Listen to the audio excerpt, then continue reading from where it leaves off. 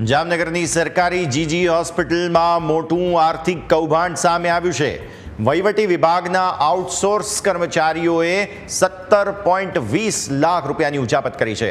જિલ્લા તિજોરી કચેરીની તપાસમાં આ મસમોટા કૌભાંડનો પર્દાફાશ થયો છે, ત્યારે આઉટસોર્સ કર્મચારીઓના બેંક એકાઉન્ટમાં સરકારી નાણાં જમા થઈ ગયા હતા।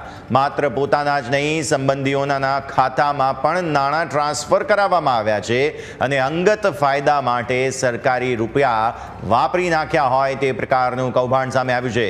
આ બંને આરોપીઓ 7-8 વર્ષથી હોસ્પિટલ સ્ટાફના પગાર અને ખર્ચના બિલનું કામ સંભાળતા હતા, ત્યારે ડોક્ટર ભાવિન કણસાગરાએ આ બંને કર્મચારીઓ વિરુદ્ધ ફરિયાદ નોંધાવી છે। 1 દાયકાથી હોસ્પિટલના સ્ટાફના પગાર અને ખર્ચ બિલનું ટેબલ સંભાળતા આ બંટી બબલીનો આ માત્ર 3 વર્ષનો હિસાબ ખુલ્યો છે, ત્યારે આ કર્મચારીઓએ હજુ પણ વધુ કેટલી રકમની ઉચાપત કરી છે તે મામલે તપાસ તેજ થઈ ચૂકી છે। સંવાદદાતા સંજય અત્યારે ફોન લાઈન પર આપણી સાથે। સંજય, માત્ર 3 વર્ષના હિસાબમાં આટલો મોટો ઘોટાળો સામે આવ્યો છે, શું વધુ તપાસ ચાલી રહી છે?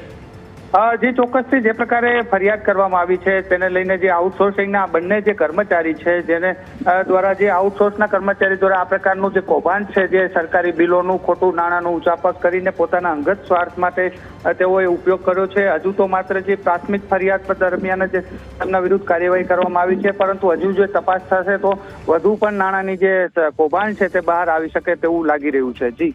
જી, ખૂબ ખૂબ આભાર સંજય આપનો અમારા સાથે જોડાવા માટે।